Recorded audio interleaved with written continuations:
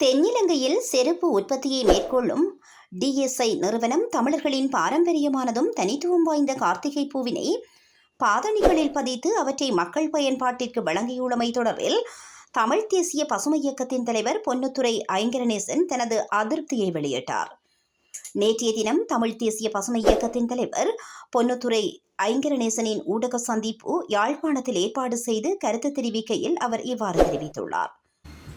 கார்த்திகை பூ வெறும் பூ அல்ல, தமிழ் மக்களினுடைய வாழ்வியலில், பண்பாட்டில், தமிழ் தேசிய அரசியலில், உணர்வுகளில் இரண்டர கலந்துவிட்ட ஒரு உயிர்ப்பு.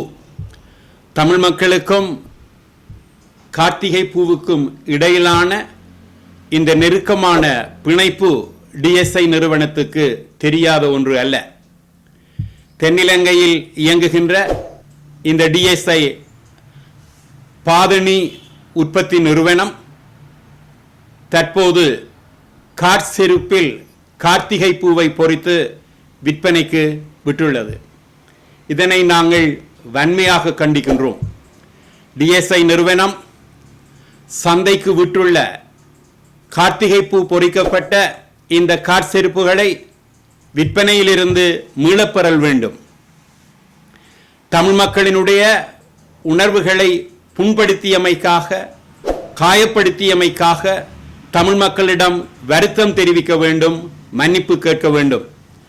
அதுவரையில் தமிழ் மக்கள் டிஎஸ்ஐ நிறுவனத்தினுடைய உற்பத்திகளை கொள்வனவு செய்யாது புறக்கணிக்க வேண்டும் என்று சொல்லி நான் கேட்டுக்கொள்கின்றேன். டிஎஸ்ஐ நிறுவனம் இலங்கையில் அதிக அளவு கார்ச்செருப்புகளை அல்லது பாதணிகளை உற்பத்தி செய்கின்ற ஒரு நிறுவனம். T Samson industries private limited என்கின்றதனுடைய சுருக்கம்தான் டிஎஸ்ஐ. இது ஆண்டுதோறும் 24 மில்லியன் சோடிகள் பாதணிகளை உற்பத்தி செய்கின்றது. 25,000 பேர் வேலை செய்கின்றார்கள். இலங்கை பூராவும் அவர்களுக்கு விற்பனை நிறுவனங்களும் முகவர்களும் இருக்கின்றார்கள். ஆகவே ஒரு மிகப்பெரிய ஒரு நிறுவனத்திற்கு தமிழ் மக்களினுடைய உணர்வுகளில் இரண்டர கலந்துவிட்ட இந்த கார்த்திகை பூவை பற்றி தெரியாது என்று சொல்லுவதை நாங்கள் ஒருபொழுதும் ஏற்றுக்கொள்ள முடியாது. இது தென்னிலங்கையில் கோலோச்சி இருக்கக்கூடிய பேரினவாதத்தினுடைய ஒரு வெளிப்பாடாகத்தான் நாங்கள் இந்த செயலை பார்க்கின்றோம். அதனால் தான் எமது கண்டனங்களை நாங்கள் தெரிவிக்கின்றோம்.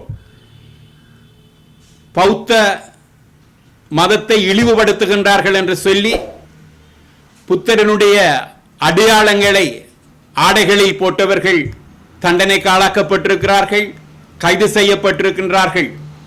உடலில் சின்னங்களாக பொறித்தவர்கள் கூட இங்கே காவல்துறையினரால் கைது செய்யப்பட்டு அவர்கள் தண்டிக்கப்பட்டிருக்கின்றார்கள்.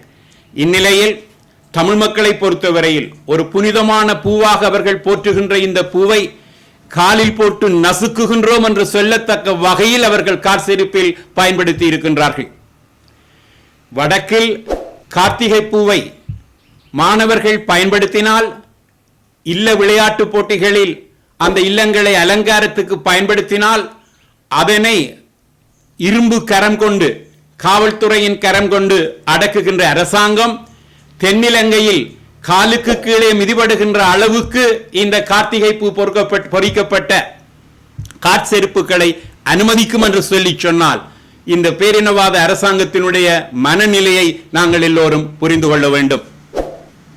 ஆகவே தமிழ் மக்கள் ஒற்றுமையாக டிஎஸ்ஐ நிறுவனம் காற்செருப்பில் கார்த்திகை பூ பொறிக்கப்பட்ட அந்த செருப்புகளை விற்பனையில் இருந்து மீளப்பெற்று இது தொடர்பாக வருத்தம் தெரிவிக்கும் வரையில் டிஎஸ்ஐ நிறுவனத்தினுடைய உற்பத்திகளை புறக்கணிக்க வேண்டும் என்று சொல்லி நான் தாழ்மையுடன் கேட்டுக்கொள்கிறேன்.